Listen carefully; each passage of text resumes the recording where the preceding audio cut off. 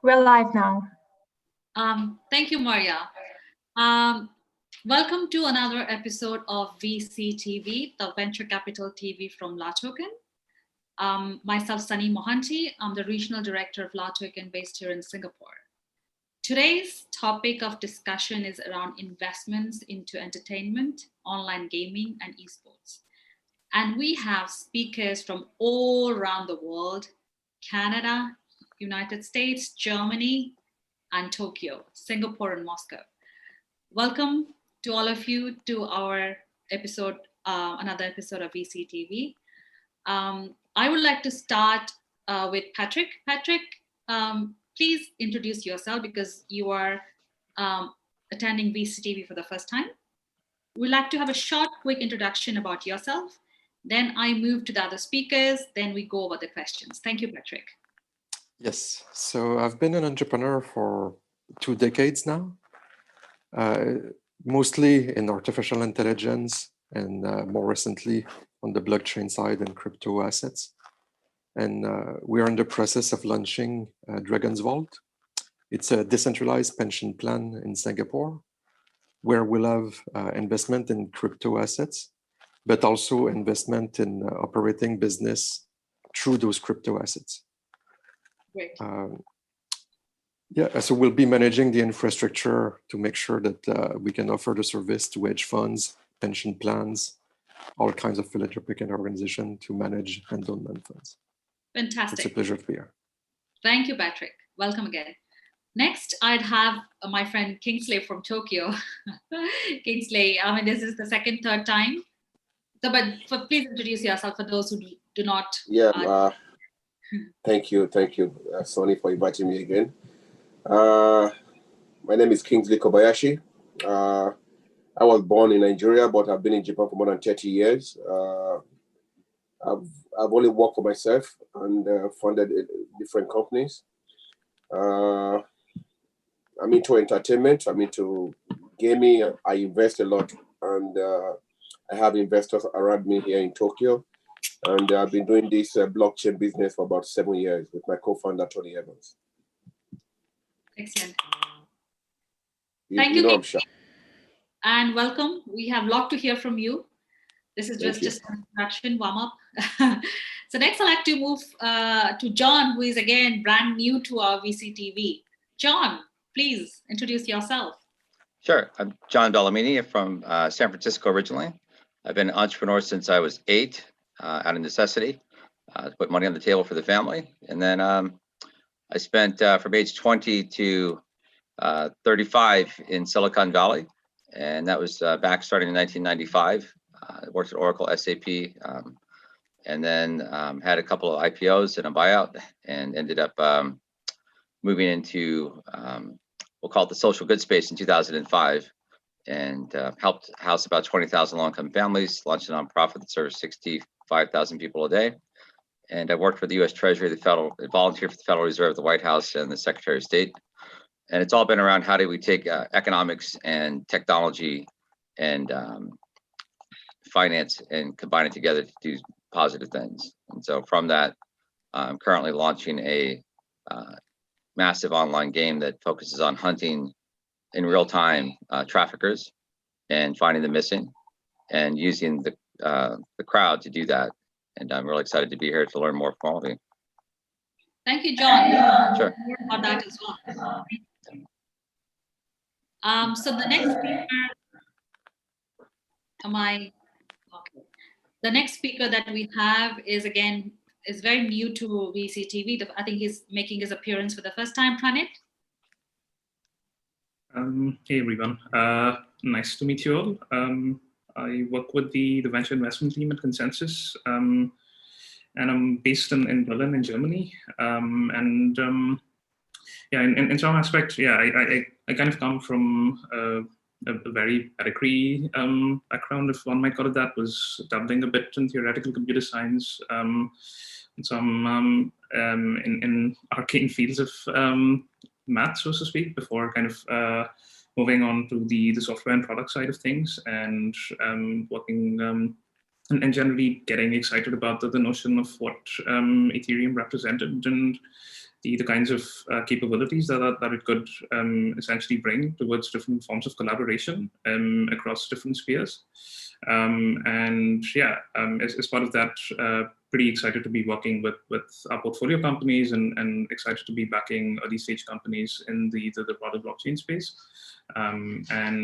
We do have a few some gaming companies in our portfolio companies as part of a portfolio that are kind of doing some very pretty I would say very novel things in terms of what they could potentially do by kind of converging or bringing together different elements. So yeah, happy to kind of speak about that and also kind of get your thoughts on the same. Thank you. I would like to know about more of your portfolio companies, Praneet, in details. Last but not least, my friend Sumakshnand, who was holidaying apparently and just arrived in town, I guess. I mean, yeah, please introduce yourself to the audience who haven't probably got a chance to listen to you last session.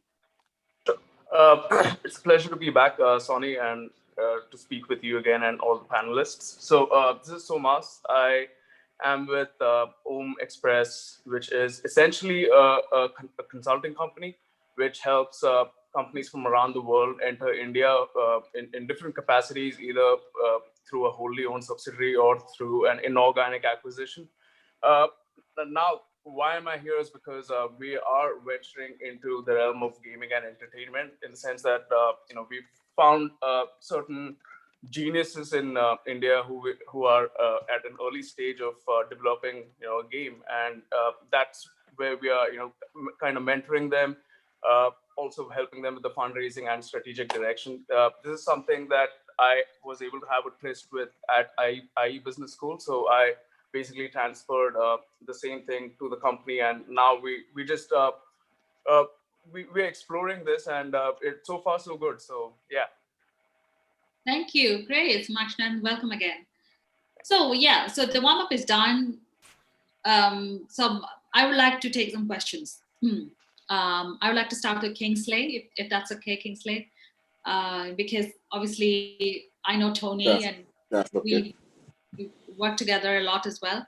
So my first question is, Kingsley, what do you see? What recent investments have you done in the space of blockchain?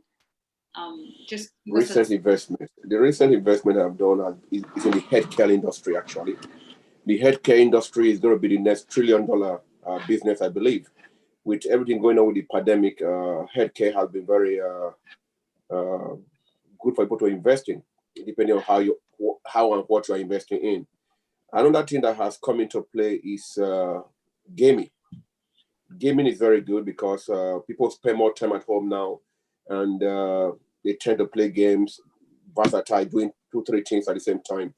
And another thing that is good is I'm investing in is Zoom conference, like video conferencing, like Zoom and things like that. These are projects that are very interesting right now. Projects that you can use to do your business from home. You can use to like telemedicine, for example. You don't expect women who just have kids to go back to the hospital where they have COVID-19 patients. So there has to be a way the doctors can communicate with them at home using video conferencing or video diagnosis, and then send them medicine through the telemedicine. So these are a lot of areas we've been investing in recently, myself and Tony. Right. So which is good thing to obviously know that there are still investments happening. So has the momentum been different, like the pace and the frequency? I mean, different from the pre-COVID timings? No, I'm really happy with it. I'm not happy with the COVID. I'm happy with the fact that I'm able to spend more time with my family. Right. I'm happy with the fact that I'm able to do things from home.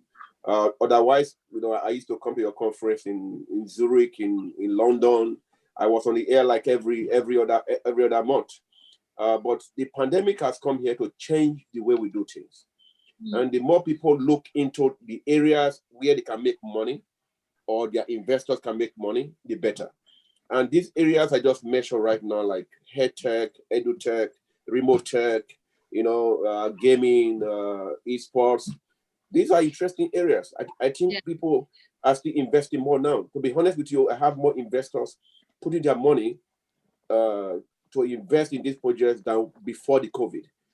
Before the COVID, people were a little bit skeptical. People were still very analog in thinking, but right now everybody's going digital. So it's going to be better and better to do business online. Right, great, thank you.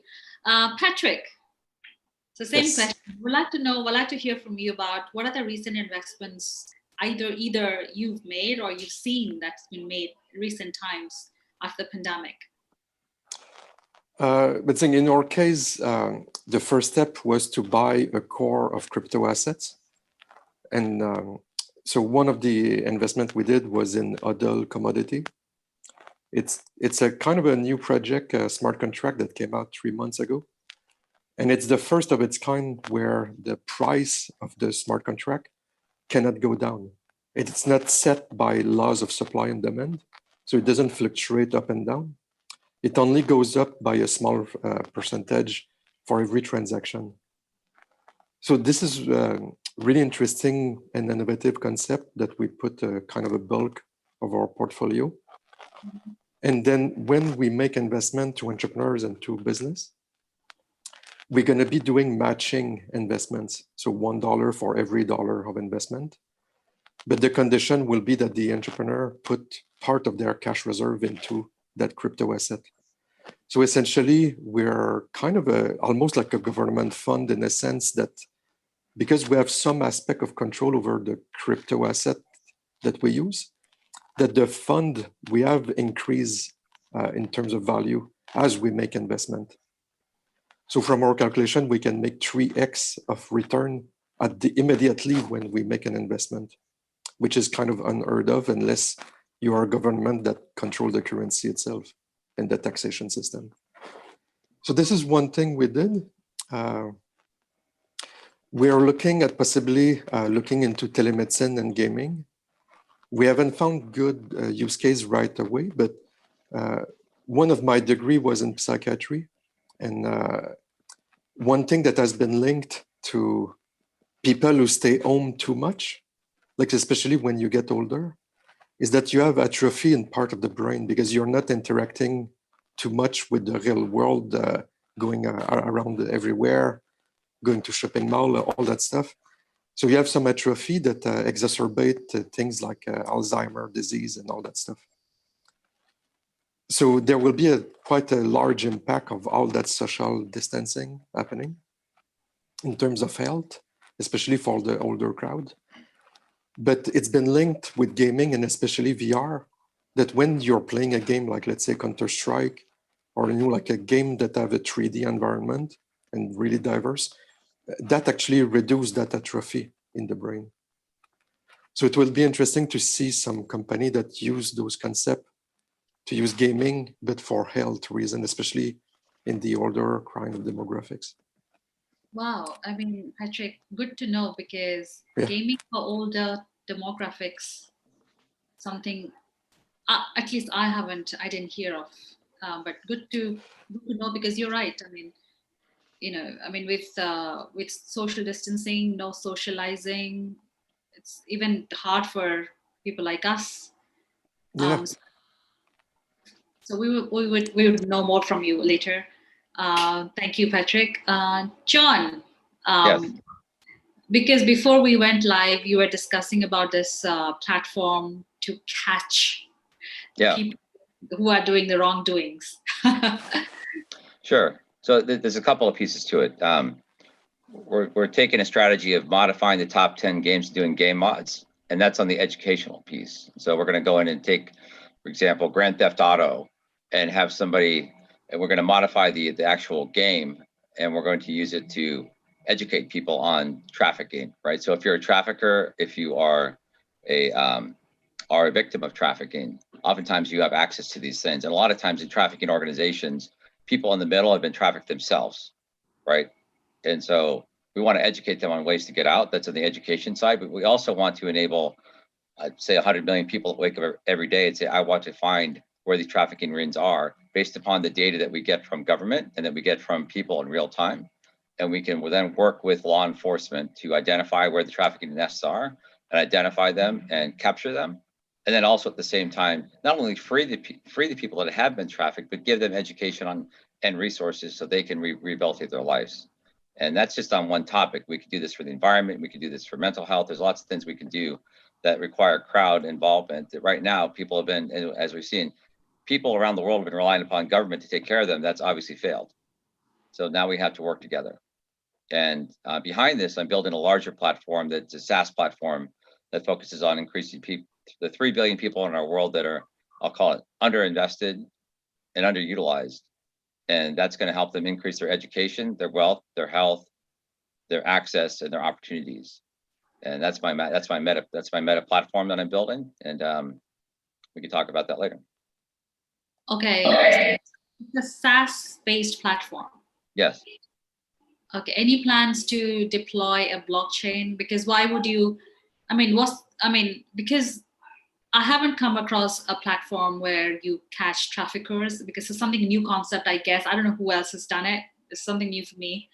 So probably you can explain the differences between why on a SaaS-based platform as opposed to a blockchain-based platform. Oh, sure. So I skipped, sorry. So on the first piece of this, that's going to be a massive online game.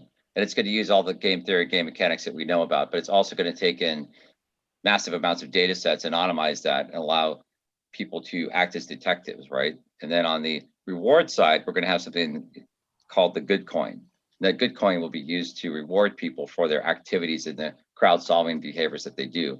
So that's on the coin side. And then on the actual authentication of work, we'll use blockchain technology in there also. I've been in automation since '95. So I view all this as automation and database technology. I love blockchain and all that, but it's a technology. It's one of many technologies that we need to use, and I value it, but I think it has its place in the technology stack. Yeah, absolutely. You can't just put in blockchain everywhere. And I talk about SaaS because there's a lot of point solutions out there that have grown up that have evolved that need to be connected with automation on top of it, not just blockchain. So you actually have to have automation to have these great technologies talk to each other. So the best ed tech, the best health tech, the best life tech, all these techs are out there, but they're not connected in a meaningful way that somebody can use them in a gamified way to grow themselves. And that could be either if you're a trafficker and you want to get out, how do you grow yourself? How do you step out of that? How do you get an alternate income? How do you discover new things and say, I can step out of this? And then guess what?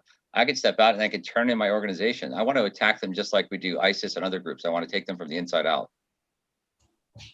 Right. Interesting.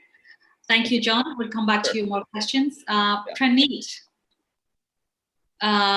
because consensus is obviously a big, so you're mute. So we'd like to know what investments currently have you done in the space. Praneet, you're on mute. Yeah. So more so on the gaming side of things, I would say I think we've kind of been looking at the space for quite some time, for almost the past 2 years in some regard, if one might put it that. Because I think there's generally the notion around a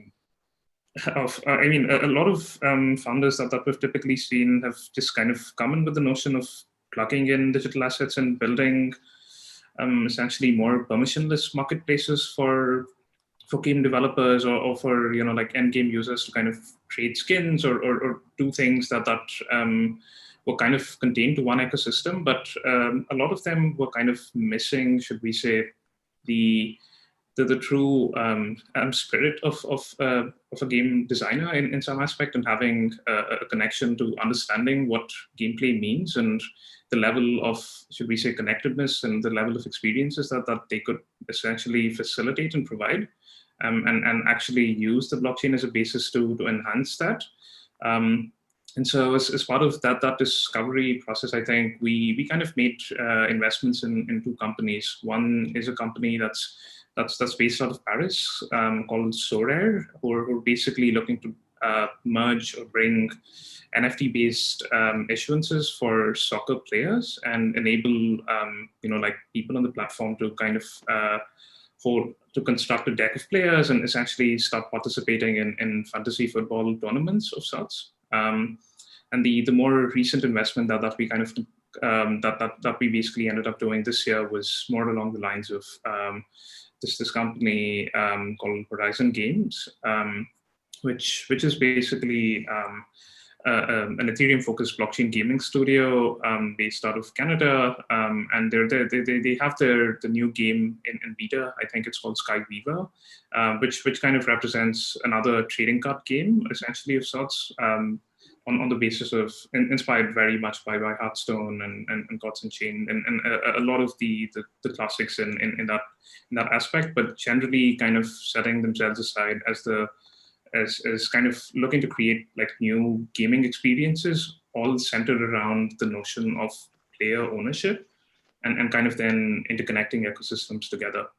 So yeah, I think, I mean, the notion of ownership in a lot of this is something that is coming to the fore, and that's kind of unlocking a very different set of dynamics for the community to interact with each other and with the capability that this brings to construct more engaging and more stickier experiences for people to own, to transact, and experience traditional games in a different fashion, if one might call it that. Excellent. Thank you, Praneet. So last but not least, we have Sumakshanand. I mean, I had some insights from you last time we spoke, and I was quite thrilled by whatever you spoke regarding the you can like the facial muscle, like the games who can track your facial muscles and then change the frequency of the games as per your mood. I mean, that was one aspect that I remember. Sorry, but just on that question, what are the recent investments being done in the space? You're in Canada. I think Praneet said that they made investment in a gaming company in Canada. Lots happening in Canada, it seems like. So, what have you seen recently? Oh yes, Sonny. So there definitely is a lot of action happening in Canada. It is a hotbed of basically a lot in IoT, Internet of Things, gaming. Particularly for us, what we have been looking at is a game category that's been growing at a staggering 50 to 80% year on year in India, and that's poker. Card games essentially. So nothing new. Poker as a game category is nothing new, but what we're trying to do is disrupt the game and reduce entry barriers of participation, and the algorithm is being built. So these are as much as I can divulge at the moment, but this is really exciting, and I'll be happy to speak on this at length. The other game that we are looking at or working with is typically now we all know that there's a big nationalism movement in many countries. India is also one of them. The very popular game chess has basically has its origin in India, and so many other games also. So there's another game like chess which was born out of India, and a lot of features of that game is fully loaded in its traditional game form.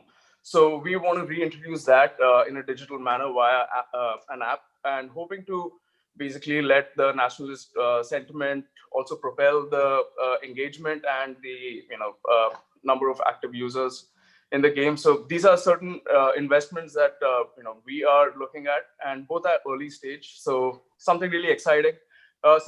Both one has pretty much reached its existence in blueprint. The other one is algorithm. So one is very simplistic, and the other one is absolutely algo driven.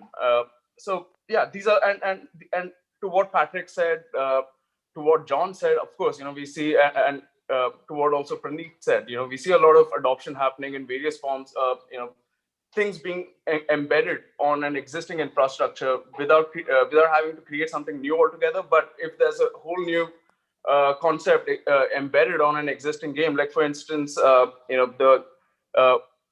what John said, where a GTA kind of model where someone could also be vigilante and be a good citizen, a good Samaritan. Now, on that, if you embed something like what I spoke the last time and what you just mentioned about the Intel 3D face sensing, which it senses your face muscles and can guess if you're, say stressed out. It will reduce the difficulty level of the game real time. So a lot of things, and it's really exciting. So that's why we are also venturing in this realm of gaming.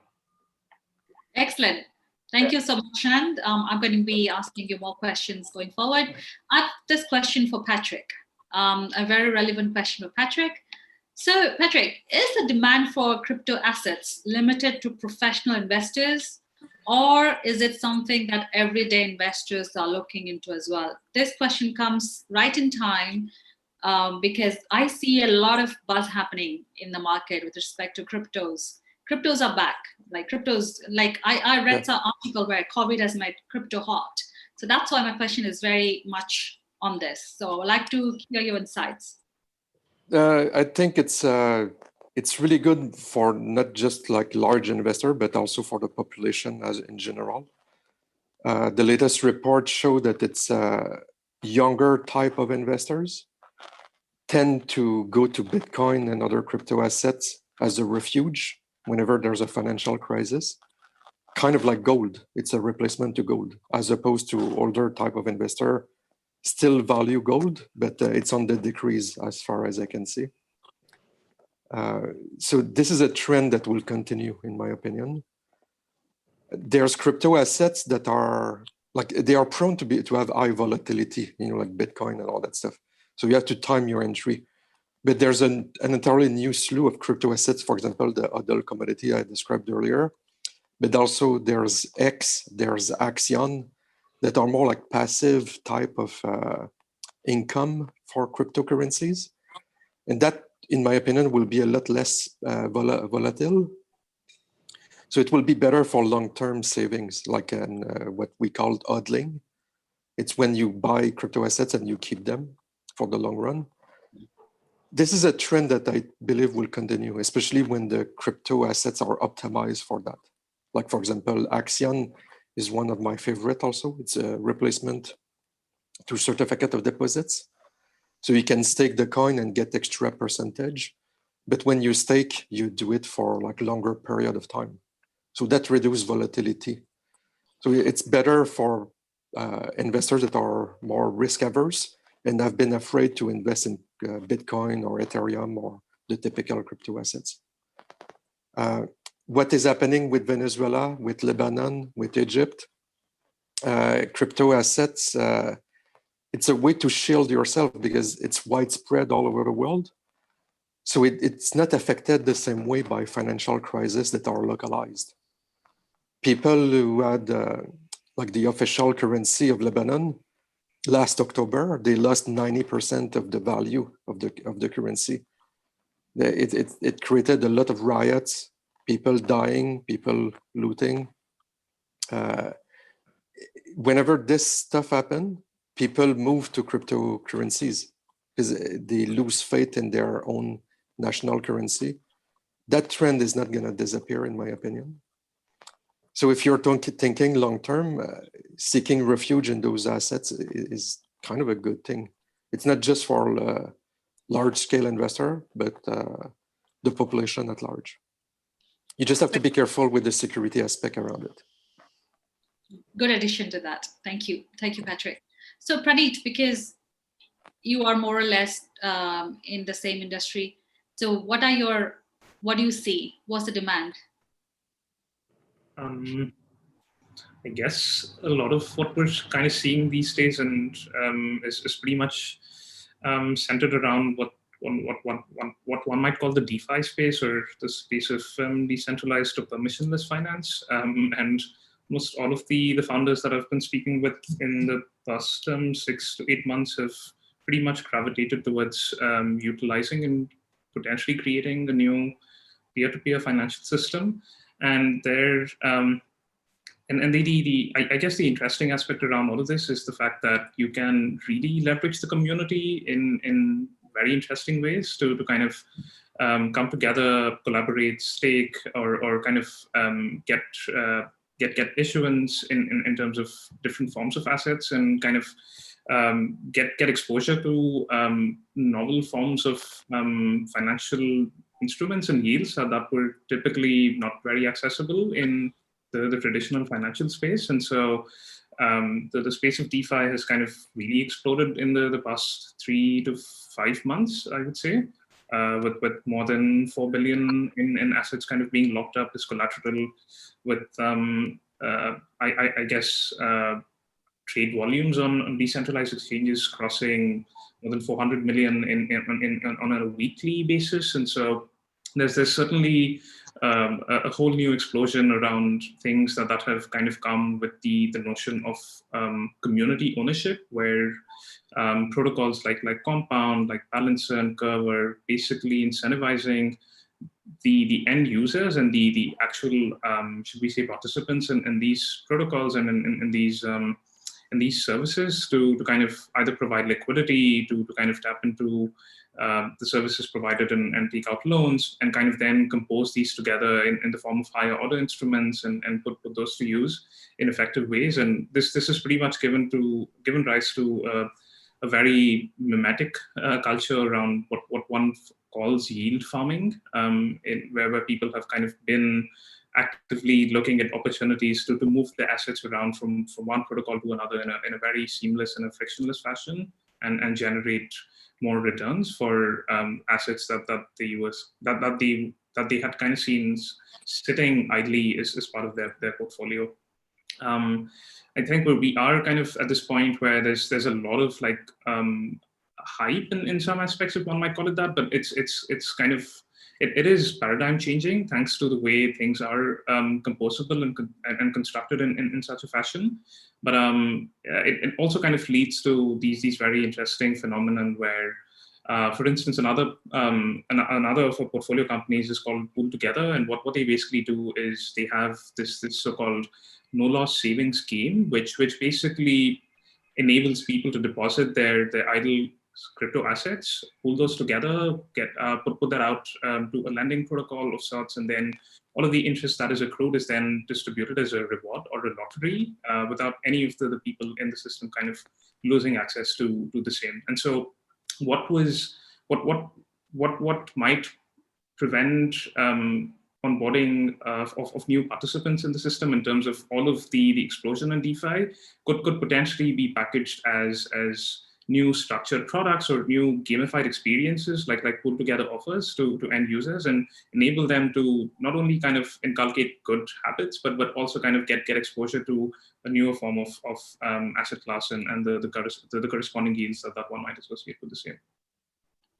Yeah, Praneeth, agree to our insights, because everywhere I read DeFi these days, investment in DeFi getting done heavily. Thank you, Praneeth. John, I've got a slightly different question for you, because you are not technology agnostic. You are technology agnostic, so that's why. So I would like to know, what are the emerging products and pivots that you've seen in the recent times because of the pandemic? Sure. 1 second. Is my audio okay? Yeah, perfectly fine. Okay, great. So I could say what I've seen when I'm focused. There's a rush towards, I'd say, I have an automation background, so everything I look at typically is automation. So like in the music space, I'm also focused on sync licensing for the masses. So that's another area that I think is becoming hot, is how do you get the rights holders and the creatives and the users to actually get along and be able to use music in a different way. Right now it's tightly controlled, and it's about how do you decentralize that. So there's a whole decentralization movement in music. And also in the film space, I'm also actively involved in the film space, and I'm focused again on the automation of finance and the automation of scripts. And everything I focus on is, and what I think it's not, again, I don't think it's about the technology, I think it's about the human behavior. It's about how do you remove bias, and how do you reduce friction, and how do you increase access? That's what I think has really been highlighted by COVID. And to Kinsley's point, I know for myself, I was on the road for 2 years and I hadn't been in the same place for more than 7 days, right?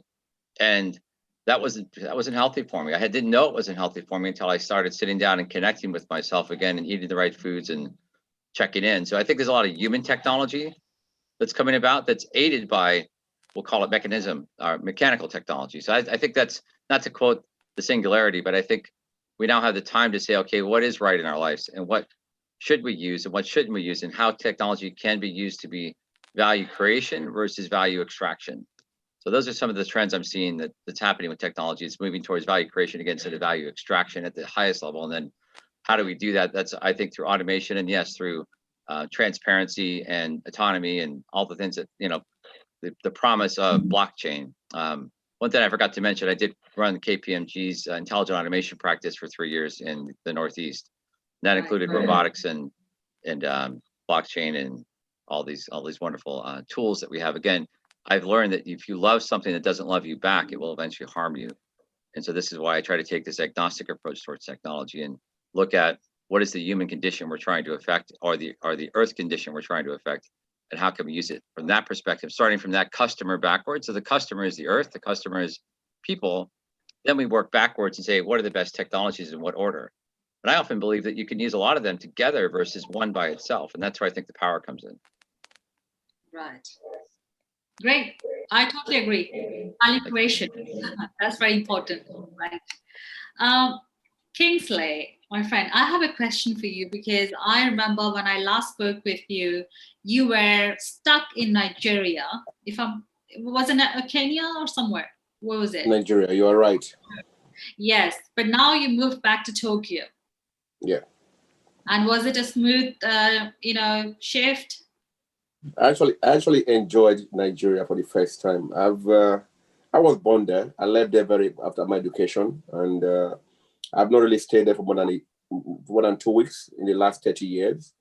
And I discovered that there is more opportunities there than anywhere in the world, in Africa. I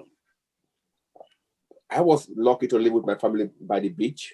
So though we're locked down, we're by the beach every day. You have monkeys. You are having a meeting, like a Zoom meeting like this, and you have monkeys in the mangrove, just playing around. You have wild animals, just playing around. So this was really an eye opener for me. And when you look at Africa as a whole, it's a virgin land that nobody realized. But we need the right people to manage the right affairs. When you look at all the natural resources that are being wasted, when you look at clean energy, for example, the basic things that we need for life that we take for granted in Tokyo because we have all the technology. So I believe in blockchain very well. Right. What people don't understand is there's a difference between cryptocurrency and blockchain. Blockchain is the future. Cryptocurrency, you need to tread carefully. You need to read their business plan, know which is the white paper, as you guys call it. Know the business plan. Is it affecting the environment? Is it going to be useful to humanity? Is it going to be a plus to the people around you? These are things that you have to put into consideration. But people just create a lot of cryptocurrencies are going to go away. We know that. But what we are interested in FGC is marrying projects together. You have a project that have a good tech, but does not have a good marketing plan. Why don't you bring these two projects together and make it work? The great factor in human being now is you see all these big companies trying to move into Africa with payment system because of the unbanked people. Okay, are you coming with payment system that will help us or to extract from us? These are things that need to be, looked at carefully before investing in such ventures.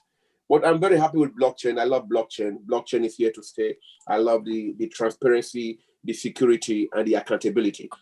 Like Patrick, I think it was Patrick said, what is happening in Venezuela, in Lebanon, and elsewhere in the world, if they were put on blockchain, there is no way the government can steal the money. There is no way, because everybody can see it, you cannot change it. So blockchain is the way forward. But which cryptocurrency you invest in, you need to actually do your homework and make sure that you are investing in a real project, not in a dream. Yeah. Great. Sorry, if you've not asked me any question, I will just explain about Africa. Yeah. No, actually, I wanted to ask you about which sectors is more affected economically in the developing countries like Africa, but I think you answered it very rightly. Let me just answer that a little bit. Okay. Let's go to edutech. People say, okay, children are home, let them study from home. Now, do developing countries have the infrastructure? How many homes have a mobile phone? Right. A smartphone? How many homes have a computer? What is the level of the internet? I could hardly talk to you when I was in Nigeria. I'm trying to talk to you, and I had the highest level of internet that they use in the bank in my house. So because my son is always on the games, so I ended up giving the best thing. So do we have the real infrastructure to do healthcare?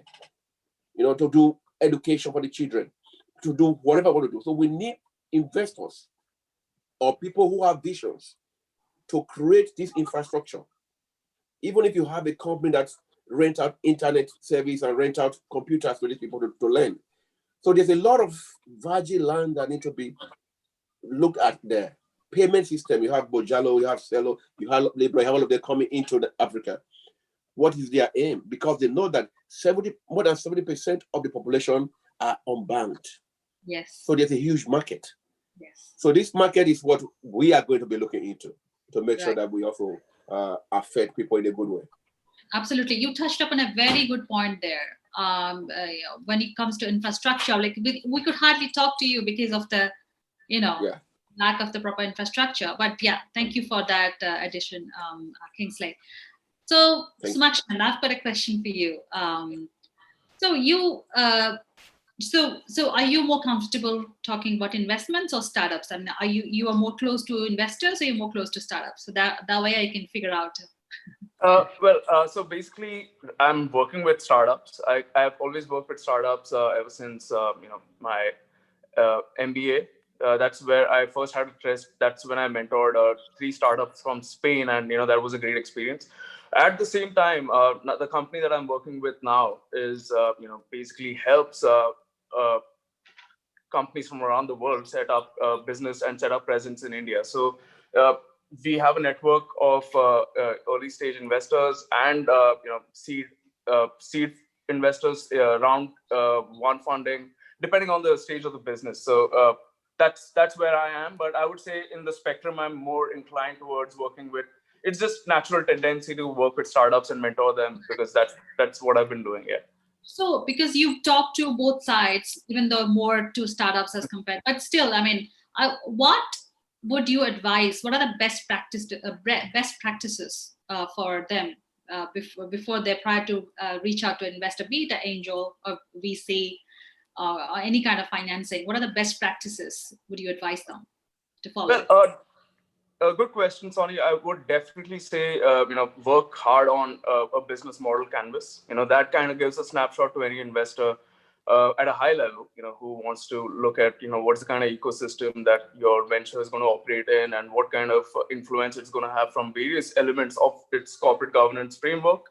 Well, definitely, the team dynamics itself, the expertise that the team holds, that needs to be shown on the time they meet the investors, the time they pitch on paper, and basically that kind of also enables investors to get a sense of their ability to survive and keep pivoting. When if the venture doesn't work with constrained resources, because that's what startups always deal with, a constrained resource environment.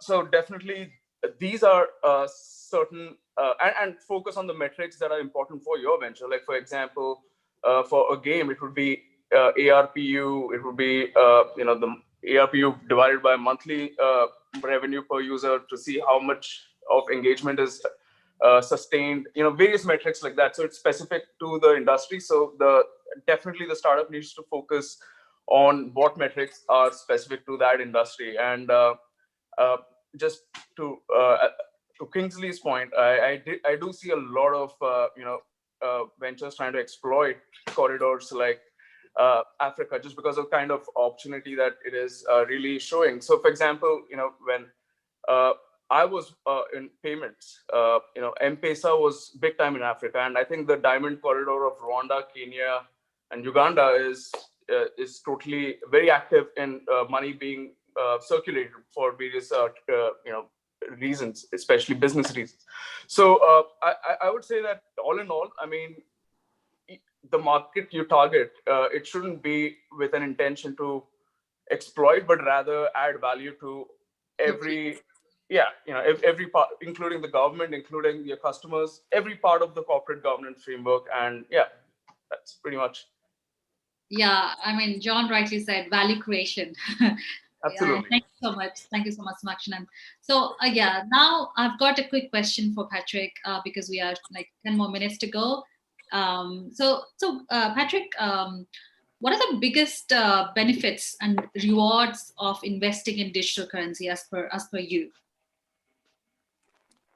Because we use the cryptocurrency as a kind of a bridge to the entrepreneurs, the risk is not just on the entrepreneur's success. We're taking a risk on the crypto. So for us, if we believe the crypto and we vetted the crypto once, we can use the same risk level when we invest in the entrepreneurs. So that means that we're not taking as much risk, especially in our case that we make 3x at the moment we invest. The 3x is really related to the risk of the crypto asset, not the risk of the entrepreneur and the success of their ventures. So for us, it's I don't know if I answered your question correctly, but that's how I would phrase it. That's the advantage of using it as a kind of as a bridge to our investment. Absolutely, you have answered it very rightly. Thank you, Patrick. Praneet, I always go to Praneet after Patrick. What's your thoughts about that? What's the biggest benefits and reward of investing in a digital cryptocurrency? What's the biggest reward? Sorry, could you say that again? What are the benefits of investing in a digital cryptocurrency as per you? I think like I said, it's probably a combination of I guess, I mean, it's got to do something with regards to having a potential say in terms of the development or the transactional nature of the service that you're typically interacting with in the form of a digital asset.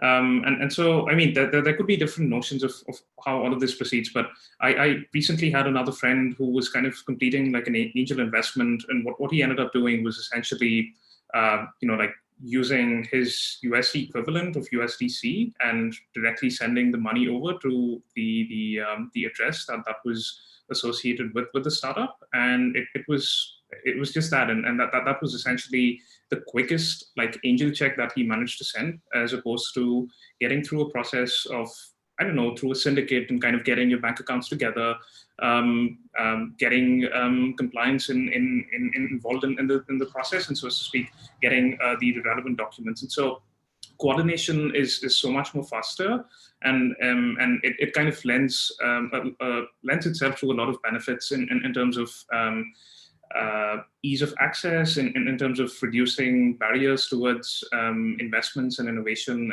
and potentially kind of getting people access to a newer financial system, which is something that strongly coincides with some of the points mentioned earlier around some of the repressive regimes around the world.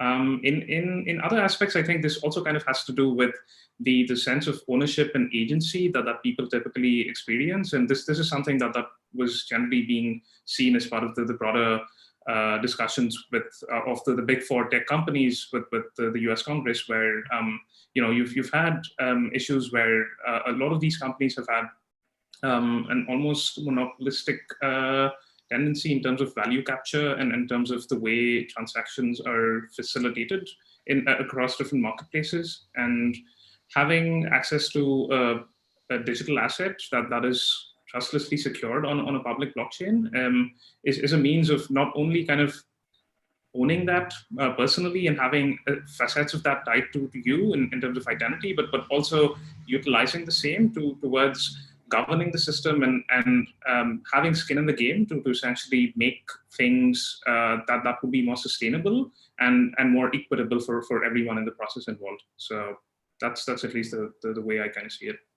Okay, okay, great. I really like your very elaborate explanation. Thank you, Praneet, for your ideas. John, I'd like to ask you a question before I ask you a question. Are you a more entrepreneur or a more investor? It's both. I work with investors, I invest, and I'm also an entrepreneur. I believe in building things together. So Because yeah. you love to build things and Yeah, so automate. I guess I'm a builder, and I view things as tools and mechanisms. So investors are a mechanism and tool in a positive way, and my own capital is a tool. So I really look at what am I building. I focusing again, what's the customer, and then what do I build for them. Right. So So my question is very in line to what you do. What should the startups be doing post-COVID to build a sustainable business, scale, and attract the needed investment? it's going to sound like some advice you probably have all heard before, but I believe in it. And what does the customer need? How can you add value and focus on that, and focus on new models of not extraction, but on, again, value creation and additive to Kinsley's point. Instead of just providing a payment platform, how can we use that as an education platform? How can we use that as a platform for educate access? How can we add layers of value on your singular product? So what's your core product, but what's the value you can add across that and on that, again, to enhance the Earth's condition or the human's condition? Because if we go long on the Earth, we're going to get dividends into the future. And the more prosperous your customers are, the more they can buy of your product. That's my advice. Okay, excellent. Thank you, John. So we just have a few time before we go offline. I just want to know each of your last closing remarks for the day, for the evening here in Singapore. Patrick, what are your closing remarks for the session tonight? But since it's about gaming and esports and entertainment, I would really recommend entrepreneurs to look into network effects.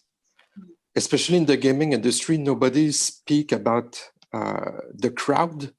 When gamers can communicate with each other, I think it will increase the longevity of the game.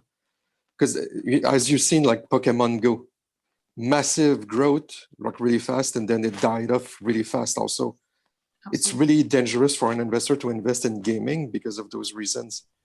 On the other hand, if you invest in something that has kind of a community where, like a bit of like Facebook, in a sense that it's really hard to move the community around because they like to play together, they will stick to one game. Like that's why MMO tend to last 10 years or sometimes more. So focusing on that aspect, like that's also one of the reasons maybe poker is so widespread, is the community aspect and the interaction between the gamers themselves. So this is one thing I would focus, and the network effect behind that. That is important to get across. Absolutely. I totally agree. The community effect. I totally agree. Patrick, thank you. Sumakshan, because you are a gamer yourself and you love to explore different things. And so I'd like to ask you closing remarks for entrepreneurs and investors who are looking to either invest into these companies or the startups who are in this space. What are your last closing remarks for them? You're on mute. You're on mute. Sorry about that. So definitely, I agree with Patrick. Network effects, positive externalities. In the end, it's an ecosystem. It's a community. What I would also add to, when you said how to ensure sustainability, long-term sustainability, I would say entrepreneurs need to now focus in working with governments, working towards happiness index, and possibly embed gamification in everyday processes in a manner which is sublime and which pretty much enriches daily life. So possibly embed gamification in education, healthcare, in social interaction, in a very controlled and happy environment. So yeah, definitely. Great. Thank you for those points, Sumakshan. Kingsley, what are your closing remarks for the session? Well, first of all, I would like to thank you very much for having me here, and all the team of LaToken. I would also like to advise people to take precautions and stay alive. That is what is more important. Once you are alive, you have a second chance.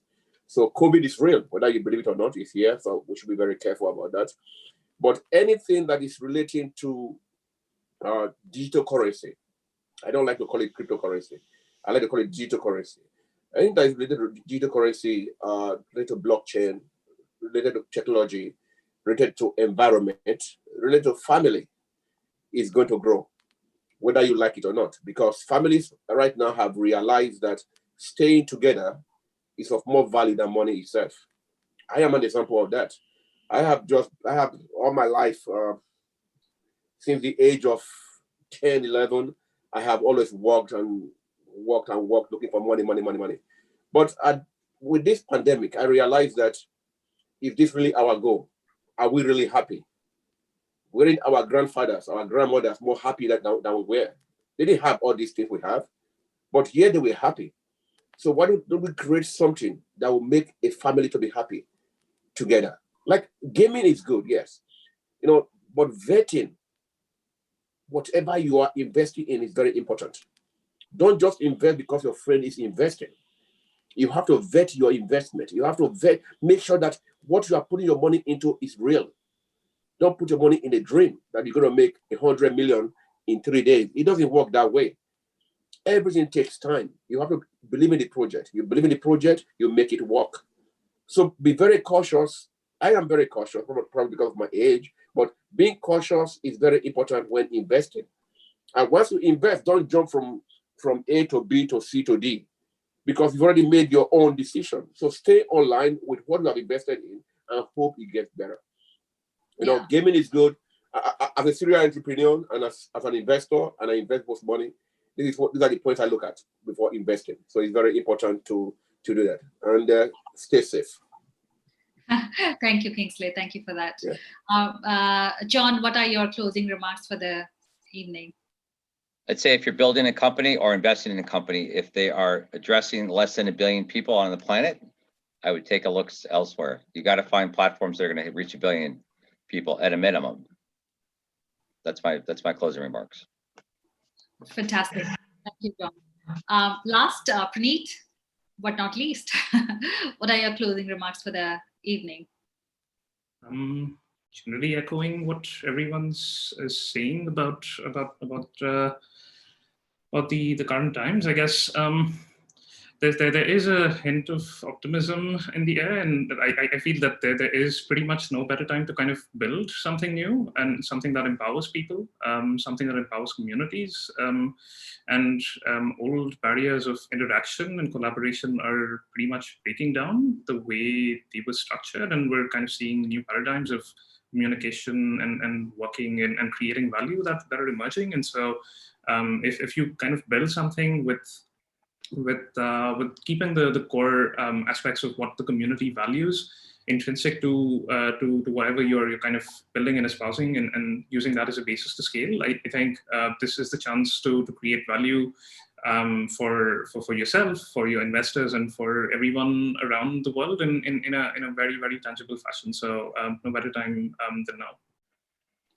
Great. Thank you for your time and insights today, all of you. I really enjoyed the session tonight with all of you. You can watch other sessions that we host Monday till Friday on our VCTV at www.latoken.com/events. And lastly, I would like to say thank you again for your time, and hopefully we'll have another panel with each of you, and would make it more interesting as well. And lastly, stay safe and stay healthy. Thank you. Thank you very much. Have a good night. Thank you. Good night.